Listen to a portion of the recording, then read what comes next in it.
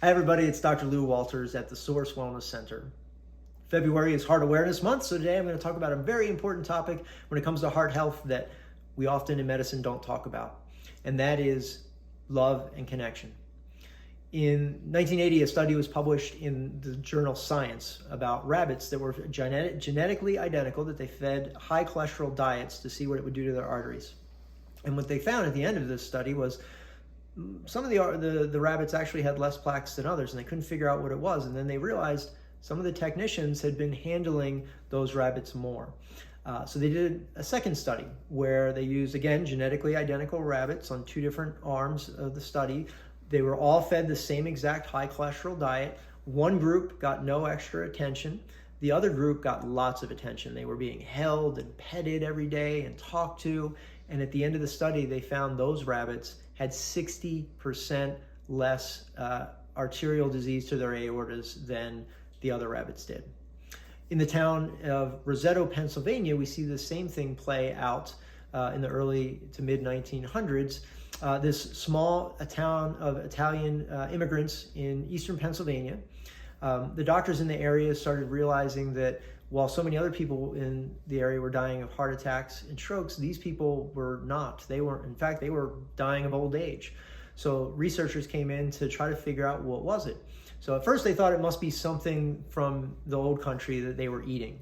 And they looked at their diets, but then they realized that they're really not eating a great diet. They're eating lots of lard and not a lot of vegetables and a lot of salamis and heavy meats and sugars, and they smoked and they didn't exercise a lot. They were overweight, so that didn't play out.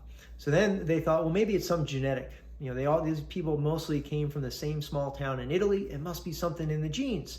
So they looked at other Rosetans, people who had immigrated from Roseto, Italy to other parts of America to see if they had less heart disease.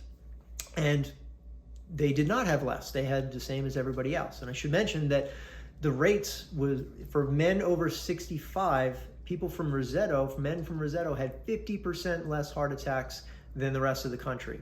And when we talk about all-cause mortality or dying from anything, they were 35% less. They didn't get stomach ulcers. They didn't have drug addiction or alcoholism.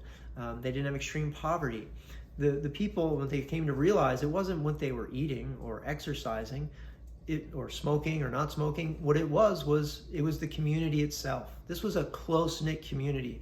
That you had 3 generations of Italians living under the same roof, and they all got along and they respected each other. And then even within the community, they all stopped on the street to talk to each other, have people in. They all looked out for each other, and that's something that doesn't always hold up in our society today. We learned about Roseto when I was in medical school, and then if you would like to hear a beautiful or read a beautiful synopsis of it, Malcolm Gladwell in his book Outliers, he talks about Roseto in his introduction. But we talk a lot about diet and exercise and lifestyle choices, and while those are incredibly important, we also need to factor in love and connection, community.